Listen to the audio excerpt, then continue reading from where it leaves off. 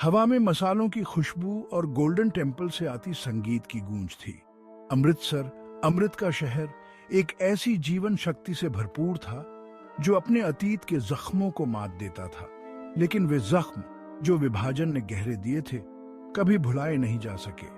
चहल पहल भरे बाजार, संकरी गलियां, शहर की दीवारें तक उस समय की कहानियां फुसफुसाती थीं जब जिंदगी दो हिस्सों में बट गई थी। बूढ़े सरदार हरनाम सिंह अपनी खिड़की के पास बैठे थे।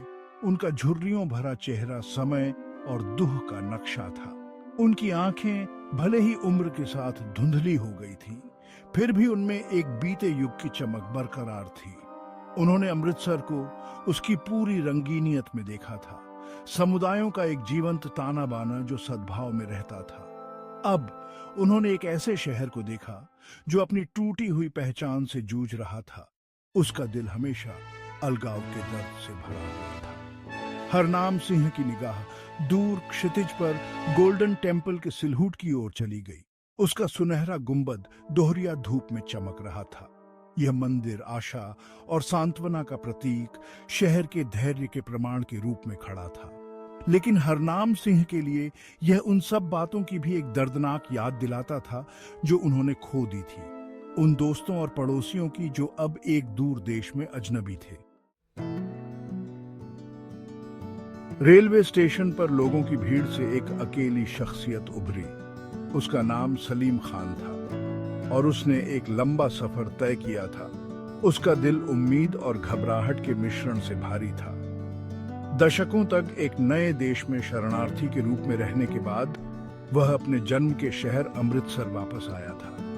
सलीम की आंखों ने परिचित लेकिन अजनबी परिदृश्य को देखा। मसालों और भुने हुए चने की सुगंध से भरी हवा उसकी यादों को ताजा कर रही थी। अपने माल बेचने वाले विक्रेताओं का शोर, रिक्शा की घंटियां बजना, गलियों में खेलते बच्चों की हंसी, यह उन आवाजों की सिम्फनी थी जिसे वह फिर से सुनने के लिए तरस गया था। लेकिन इस जीवंत शहर की सतह के नीचे सलीम ने दुहक की एक धारा को महसूस किया, एक साझा दर्द जो हवा में छाया था। उसने जिन चेहरों को देखा उन पर एक शांत उदासी की छाप थी। उनकी आंखें गहरे नुकसान को दर्शाती थीं। ये एक ऐसा नुकसान था जो सीमाओं और धर्मों से परे था, एक सामूहिक घाव जिसे समय ठीक नहीं कर सका था।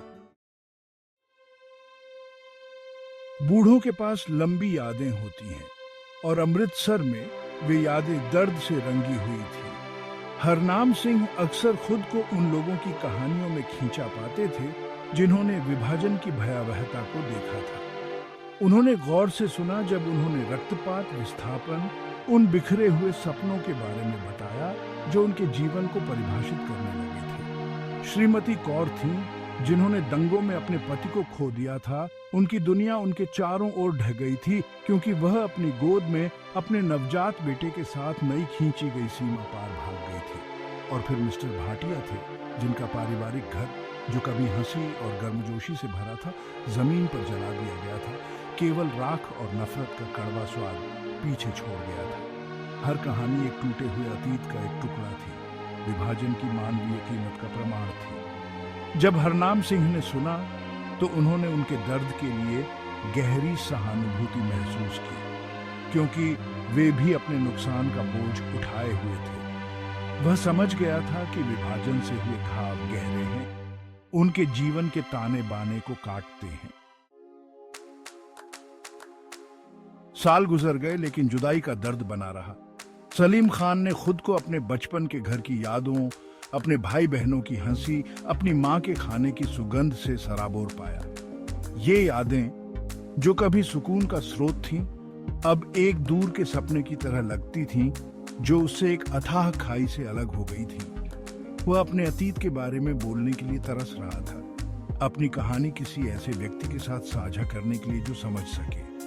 लेकिन शहर पर एक अजीब सी खामोशी छाई हुई थी। लोग फुसफुसाते हुए विभाजन की बात करते थे जैसे वह कोई वर्जित विषय हो जिसका सामना करना बहुत कष्टदायक हो। सलीम ने महसूस किया कि खामोशी अक्सर दुह की भाषा होती है, खुद को और अधिक दिल के दर्द से बचाने का एक तरीका। फिर भी वह इस भावना को दूर नहीं कर सका कि यह अनकहा दर्द सतह के नीचे उबल रहा था, थोड़ी सी भी कंपकंपी के साथ फूटने की धमकी दे रहा था।